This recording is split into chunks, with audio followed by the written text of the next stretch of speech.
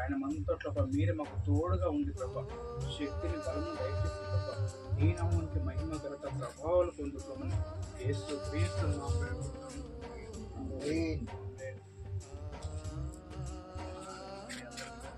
మా గురించి ప్రార్థన చేయగలరు.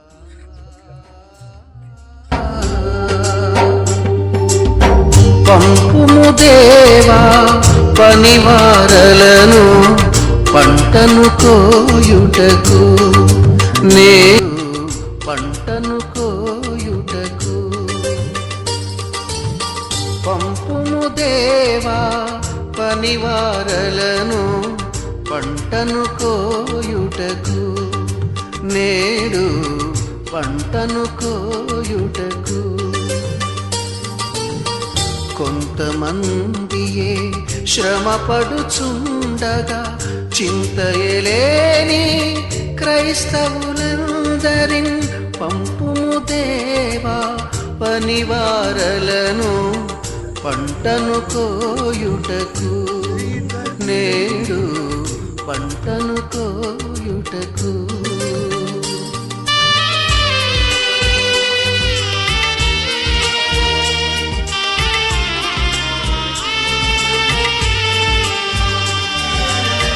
నాగలి మీద చేయిని వేసి వెనుకకు చూడక సాగడి వారిని, భారము కలిగి సువార్త గింజలు దున్నిన ఎడల చల్లెడి వారిని, దున్నిన ఎడల చల్లెడి వారిని పంపుము దేవా పనివారలను పంటను కోయుటకు, నేడు పంటను కోయుటకు.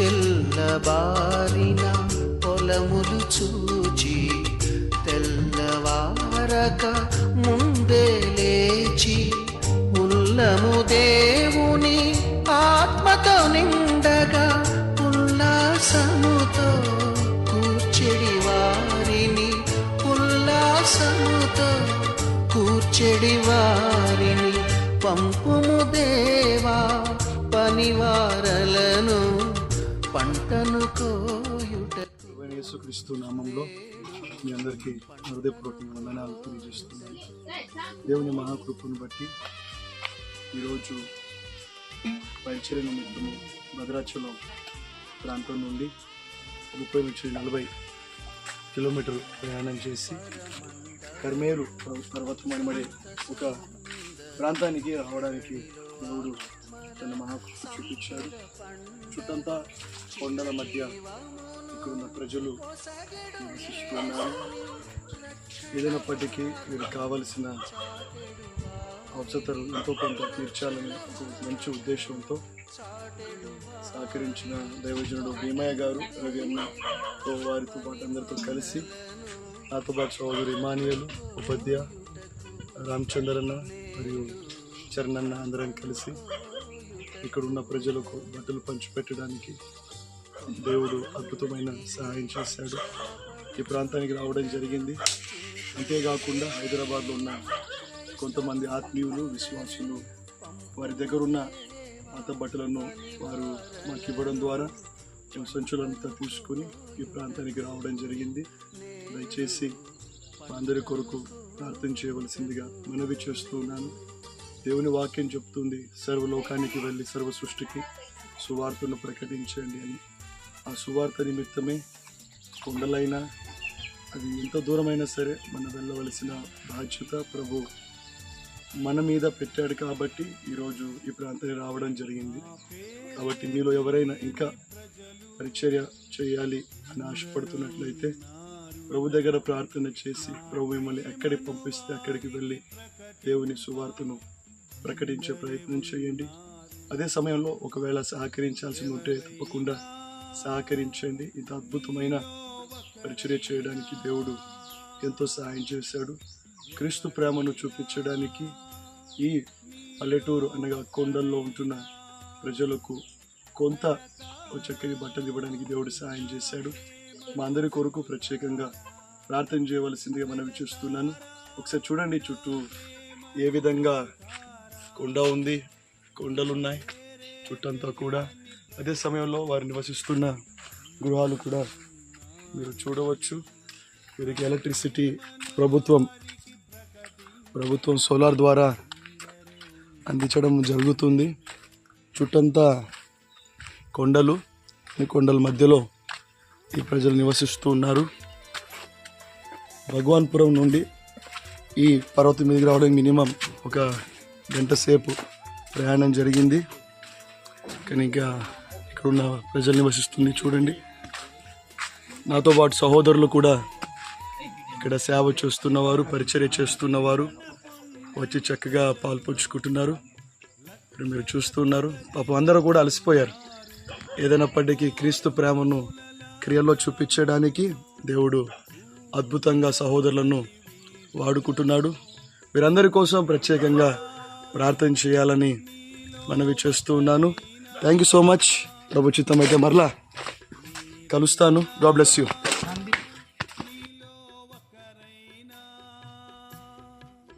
అన్న వాళ్ళు అందరం కలిసి ఈ దగ్గరికి రావడము జరిగింది. ఇక్కడ నుంచి హైదరాబాద్ ఎన్ని కిలోమీటర్లు తెలుసా మీకు? 400 కిలోమీటర్లు. ప్రశాంతంగా ఉండవచ్చు, ఏసీలో పడుకోవచ్చు, ప్రశాంతంగా ఉండవచ్చు. కానీ దేవుడు మిమ్మల్ని ఎంతగా ప్రేమిస్తున్నాడో అని రుజువు చేయడానికి, చూపించడానికి దేవుడు ఇదిగో మీ దగ్గరికి తీసుకొని వచ్చాడు.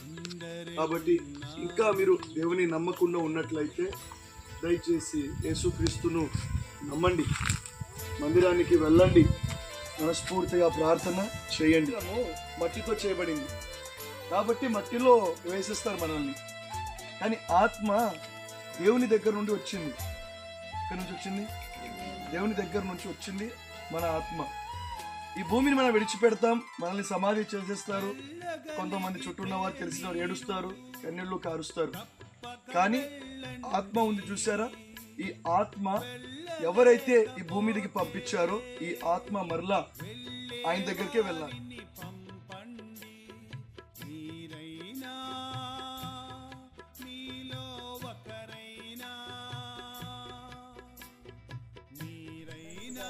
ఈ చూస్తున్న మందిరం ఏదైతే ఉందో కొండల మధ్యలో నిర్మించబడింది. మందిరానికి కావలసిన సరుకులు, ఇటుకలు కావచ్చు, ఇసుక కావచ్చు, కంకర కావచ్చు, కింద నుండి పైకి తీసుకురావాలి. మినిమము 2 కిలోమీటర్ల వరకు ఉంటుంది. కానీ ఇక్కడున్న ప్రజలను ఆరాధించడానికి తమ్ముళ్లను తీసుకొని ఈ ఇటుకలు తీసుకువచ్చి ఇక్కడ చక్కగా మందిరాన్ని నిర్మిస్తున్నారు. కాబట్టి దయచేసి ఈ ప్రాంత ప్రజల కొరకు ప్రార్థన చేయండి. గిబ్లి గూడెం అని చిన్న గ్రామము, చిన్న గుంపు, చుట్టంతా కూడా మీరు చూసిన పర్వతాలు. ఇంకా మీరు ముందుకు వెళ్ళినట్లయితే చుట్టంతా మీరు చూడవచ్చు ఏ విధంగా చుట్టూ కొండలు ఉన్నాయో. గమనించండి ఎంత చక్కగా వీరు ప్రభువును ఆరాధిస్తున్నారో, ప్రభువును మహిమపరుస్తున్నారో, ప్రభువును ఘనపరుస్తున్నారో.